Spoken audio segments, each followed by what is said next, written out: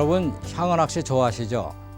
큰 손맛을 선사하는 이 향어 낚시는 주로 전에는 그 대형 댐에서 많이 낚였는데 요즘에는 각 저수지마다 이식된 곳도 많고 해서 여러 곳에서 향어가 낚이고 있습니다. 오늘 이 시간에는 이 향어 낚시와 또 이 향어 포인트에 대해서 한번 살펴보는 시간을 갖도록 하겠습니다.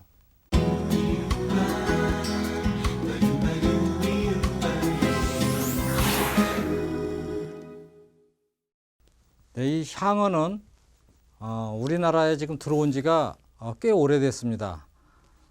지금부터 아마도 한 30년 되지 않았나 그렇게 생각을 합니다.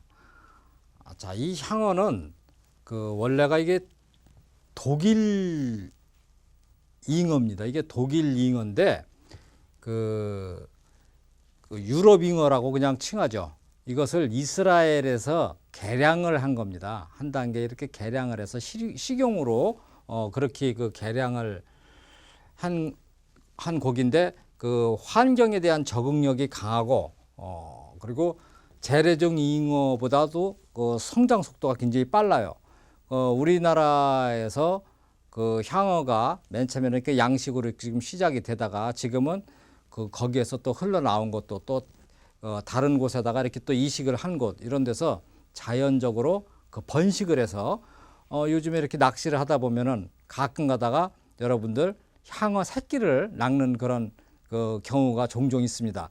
향어 새끼가 그 손바닥만한 향어 새끼도 있고 정말 그 손바닥보다 더 작은 향어 새끼도 이렇게 낚은 그런 경우가 있는데 아주 그 귀엽게 생겼어요. 아주 어미는 이 다 큰 성어는 약간 그 누런 빛을 띄어가지고 약간 좀 징글맞은 것도 있는데 이 새끼는 아주 그 보기가 좋습니다.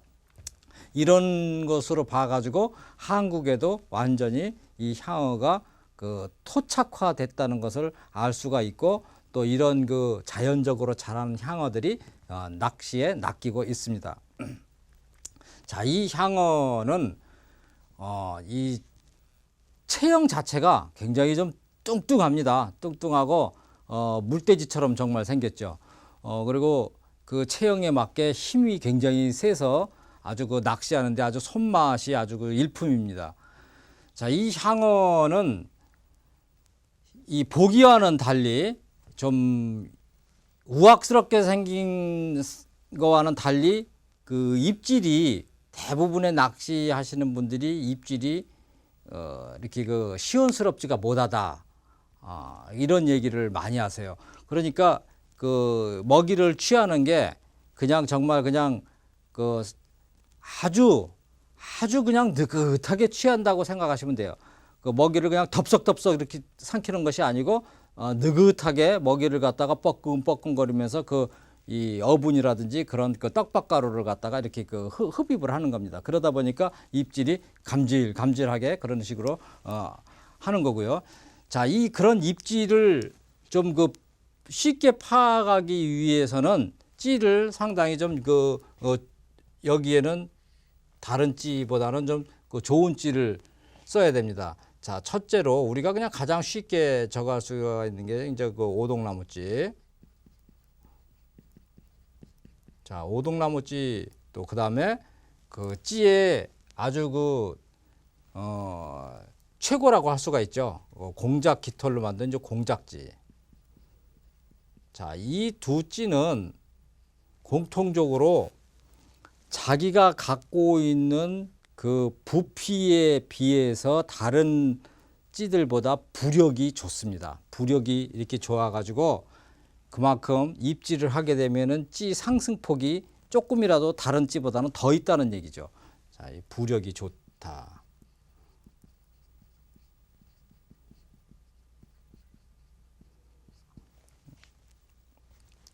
자, 그러니까 부력이 좋다는 것은 그 움직임이 좋다. 찌의 상승 이것을 찌 맞춤을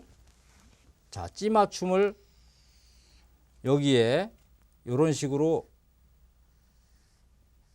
이게 찌입니다. 이렇게 찌를 이렇게 해서 여기에 이렇게 봉돌을 달아 가지고 수면하고 일치되게끔 이렇게 한 찌다 보니까 요거 살짝만 여기에서 이렇게 이 충격을 줘도 여기에 찌가 솟구치고 여기 이런 그 움직임이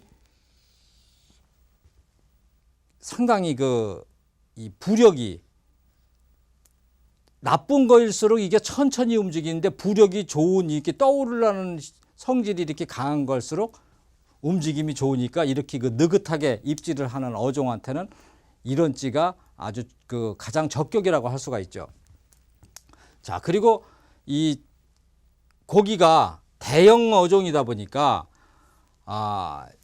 이 줄은 낚시할 적에 약간 좀 둔하다 할 정도의 그런 줄이죠. 이게 3호줄. 자, 원줄은 3호줄입니다. 뭐 물론 요즘에는 줄이 좋은 것이 나와가지고 뭐 2호나 2.5호 줄 가지고도 이런 향어를 제압을 할 수가 있는데 대부분이 향어가 나오는 그런 곳에서는 잉어도 나오다 보니까 줄을 아주 잉어는 뭐 큰 것은 뭐 80cm, 1m에 육박한 그런 대형급들도 뜻하지 않게 출몰을 하다 보니까 실제로 제가 낚시를 하면서 그런 낚시인들이 줄을 정말 자주 터뜨리는 걸 제가 본 적이 아주 종종 있습니다. 자, 이래서 좀 둔하더라도 3호줄을 원줄을 갖다가 쓰시는 것이 좋다고 생각을 합니다. 그 다음에 여기에 이 채비를 볼 것 같으면은 이 채비가 자, 이게 벌린 쌍바늘이 아니고 그냥 나란히 있는 쌍바늘입니다. 자, 이렇게 나란히 있는 이런 쌍바늘 채비를 쓰시는데 여기에 또 나란히 있는 쌍바늘 채비 아니면은 이렇게 삼봉 채비 이렇게 해서 여기에 이것을 따로따로 여기에다가 작은 대추알 크기로 이런 식으로 달아준다든지 따로따로 달아준다든지 이렇게 한꺼번에 요거는 이렇게 한꺼번에 이렇게 달아주는 그런 채비를 씁니다. 그리고 이 목줄의 길이는 한 5cm 정도로 해서 합사줄로 향어 채비를 만들면 되겠습니다. 바늘은 향어 바늘은 잉어 바늘 그냥 12호, 13호 정도로 이 바늘은 잉어 바늘입니다. 네, 잉어 바늘로 쓰고 그리고 자, 대를 살펴보면요.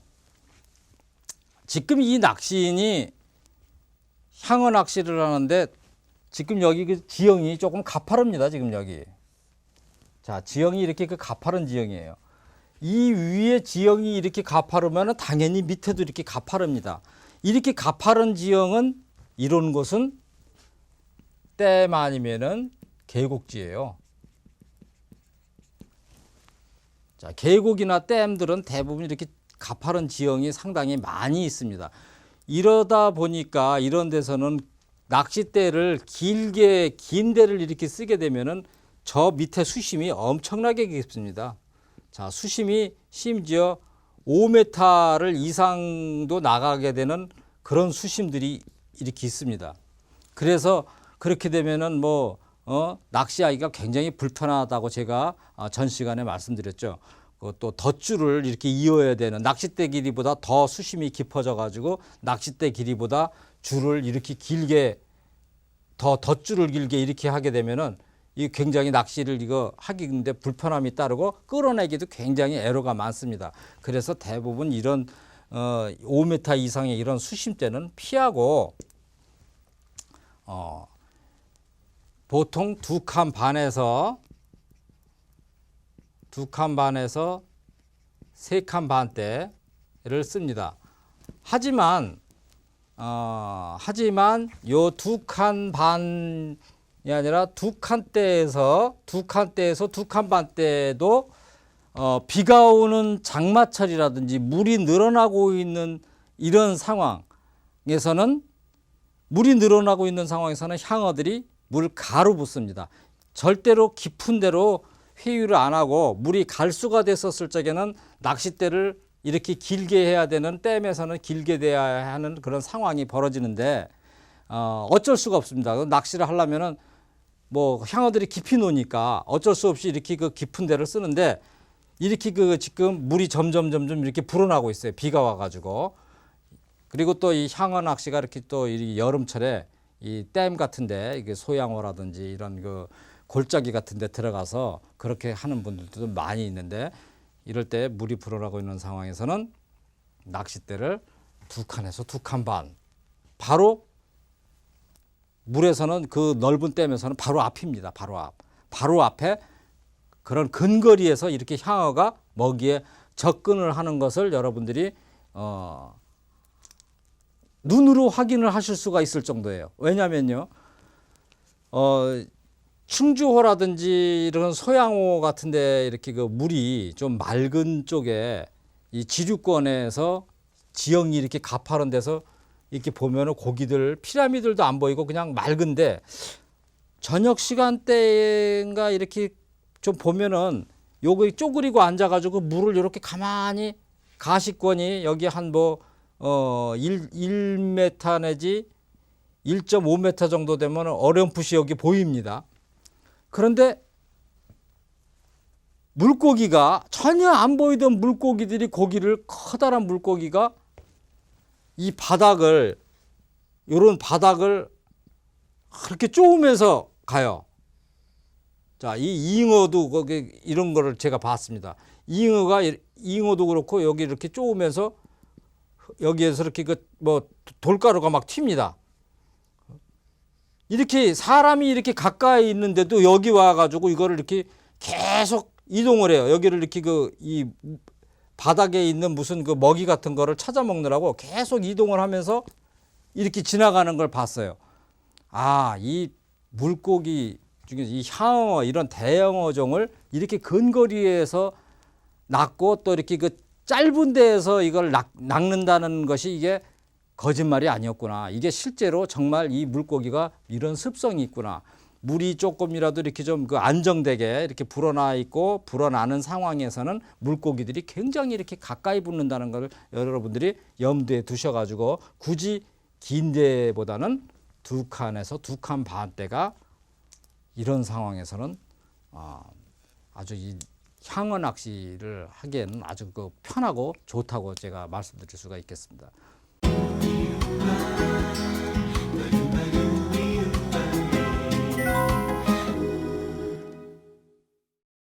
이 향어는 전에는 그 가두리 양식장이 많이 있어가지고 대형 댐이라든지 이런 곳에 가두리 양식장 주변에서 그 뿌려주는, 그러니까 자기들이 그 먹는 먹이가 양식장 주변으로 그렇게 몰려듭니다. 거기에 그 먹이가 흩어지는 그 먹이를 받아 먹으려고. 그런데 길이 들여져 있다 보니까 이 향어들이 양식장 주변에 포인트가 이렇게 그 형성이 됐었어요. 향어 포인트가. 그런데 지금은 그런 가두리 양식장이 없어지고 자연 번식한 그런 향어들이 이 대부분이다 보니까 지금은 그 가두리 양식장을 그 아예 없다고 생각을 하고 포인트를 그 생각을 하시면 되겠습니다. 이 지류권, 자, 대부분의 그 대형 댐에 이러한 그 지류권이 향어 포인트가 됐고, 옛날에 그 가두리 양식장이 있었던 그 부근이 보통 또 이 지류권에 많이 있었습니다. 그런 지류권에 이런 경사진 지역, 이렇게 경사진 지역이 그 향어 포인트가 되겠습니다. 그리고 이 향어는 그 활동 기간이 그 봄부터 가을까지, 이른 봄부터 초겨울까지 활동을 하고 아주 뜸하게 이렇게 이 아주 그냥 그 추운 초겨울이라도 댐 같은 데는 굉장히 춥죠. 그런 추운 그런 계절에도 그 향어는 입질을 합니다. 입질을 하고 그렇게 이 기온이 내려갈수록 굉장히 그 굵은 향어들이 뜸하지만 입질을 하게 돼요. 그리고 이 수온이 낮은 겨울이라든지 이런 봄에도 향어 낚시를 갖다가 하는 분들을 볼 수가 있는데, 이럴 때는 수온이 낮은 겨울과 봄의 포인트는 햇빛이 잘 드는 수심 2, 3m권. 이거 결코 깊지가 않은 포인트입니다. 이렇게 그 얕은 돌출된 곶불이나 만곡진 자리가 이때가 그 포인트가 됩니다. 왜냐하면은 이렇게 얕은 데일수록 수온 상승이 잘 되기 때문이죠.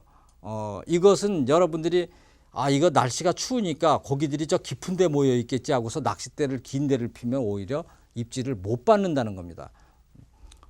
또 수온이 아주 높은 아주 이제 지금 삼복더위가 시작이 됐어요. 그 여름이에요.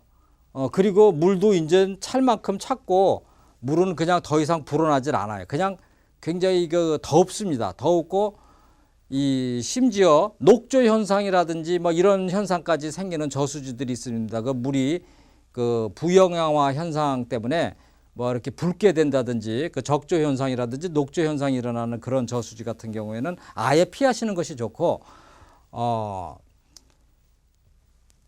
이런 그 댐 같은 곳이 그런 곳이 많은데 어쨌든 이런 그 경사도가 큰 지역에서는 수심 3, 4m권 그러니까 여름철 수온이 굉장히 높은 때는 좀 깊은 포인트 수심 3, 4m권을 노린다. 어쨌든 수심 5m 이상은 별로 그 피하시는 것이 좋다는 것이 이제 여기서도 그 여러분들이 알 수가 있을 겁니다. 네, 이 향어가 수온이 낮은 그 아주 이른 봄이라든지 또 늦가을 아주 초겨울까지도 낚이는 걸 봐서는 아주 그 찬물에서도 이렇게 고기가 잘 낚이는 걸로 생각이 되지만 사실은 그렇지는 않습니다. 이 향어는 따뜻한 물을 좋아하는 온수성 물고기입니다. 수온 18도를 그 전후한 그럴 때 낚시가 사실 가장 잘 되고요. 수온이 7, 8도 정도로 내려가면 거의 먹이 활동을 안 합니다. 그리고 먹이 활동이 굉장히 아주 입질이 굉장히 뜸한 편이고 저조하죠. 자, 이 향어 낚시에서 굉장히 중요한 것이 이 향어의 미끼 만들기입니다. 이 향어의 미끼는 그 어분 플러스 그다음에 그 떡밥, 깻묵. 자, 이 향어도 잉어과라 이 깻묵을 좋아합니다. 아무리 그 외국 어종이지만 자, 이게 그다음에 이제 깻묵이 바로 이제 원자탄이죠. 이것이 요런 것이 이렇게 섞여져 가지고 어분과 떡밥과 깻묵 요것을 이렇게 혼합을 해줘 가지고 하면은 이 향어가 이 고기 비린내 같은 것을 그걸 갖다가 좀 좋아하는 물고기. 다 잉어랑 틀리게 잉어는 그냥 이런 깻묵, 떡밥 이 두 가지만 사용을 해도 낚이는데 향어는 여기에 더 유인이 더 잘 됩니다. 이런 어분을 좀 섞어 주시고 비율은 6대 4 내지 7대 3 정도로 어분의 비율을 이렇게 해주시면 되겠습니다. 어분과 떡밥의 비율을 그렇게 해가지고 이렇게 개 주시는데 여기에 이 채비도가 나옵니다. 이 채비가 삼봉채비가 요런 식으로 자 여기 지금 여러분들이 좀 이거는 잘 안 보시는 그런 채비인데요. 요런 채비가 있습니다. 자 여기에다가는 요렇게 따로따로 요런 식으로 달아주고 그 다음에 여기 두 바늘이 양쪽에 이렇게 있어요. 여기도 이렇게 달아주셔도 좋고 이걸 한꺼번에 그냥 한 개로 이렇게 해가지고 바늘을 두 개를 이렇게 바늘 끝만 이렇게 양쪽으로 놔도 이렇게 상관이 없습니다. 이런 식으로 채비를 달아줍니다. 그리고 찌는 오뚜기 찌 같은 경우에는 굉장히 찌의 놀림이 오동나무나 공작지에 대해서 요거는 좀 찌놀림이 경망스러워요. 그만큼 찌 움직임이 빠르다는 건데 이 향어가 굉장히 입질이 미미하다 보니까 이런 오뚜기 찌를 쓰는데 실제로는 낚시를 하실 때 입질을 더 알아보는 것은 오동나무찌라든지 공작찌가 더 좋다고 하겠습니다.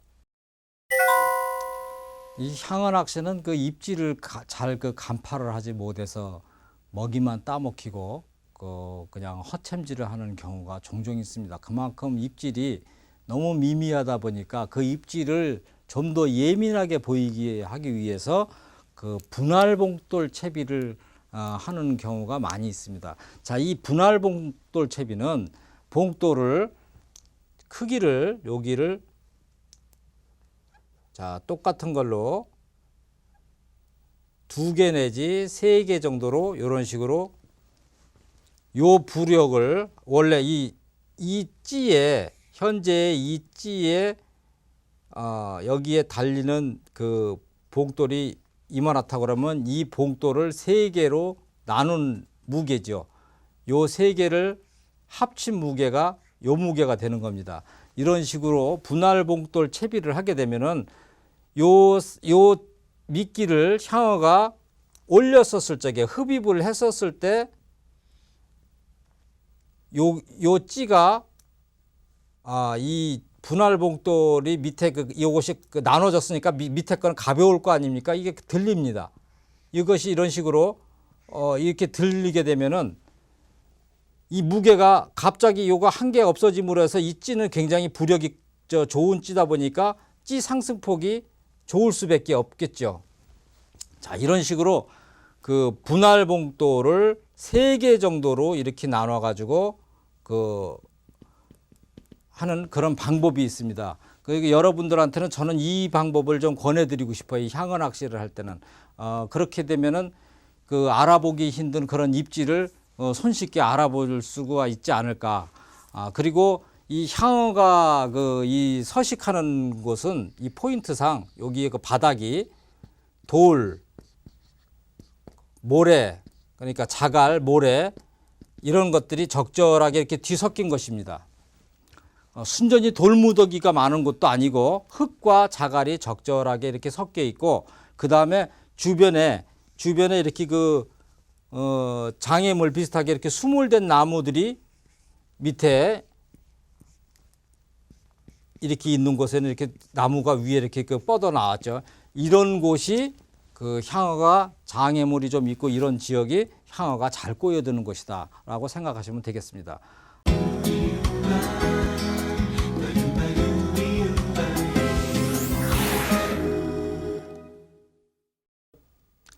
네, 이 향어 낚시는 가장 본격적으로 이루어지는 때가 장마철서부터 추석 무렵까지입니다. 이때가 가장 향어 낚시가 잘 되니까 지금 시즌이 아주 그냥 제철이라고 할 수가 있겠습니다. 별다른 채비 없이 그냥 어분 하나만, 보통의 떡밥 채비에 어분 하나만 준비를 하신다 그러면은, 또 포인트 선정만 잘 하신다 그러면은 그 묵직한 향어 손맛을 보실 거라고 제가 확신을 합니다.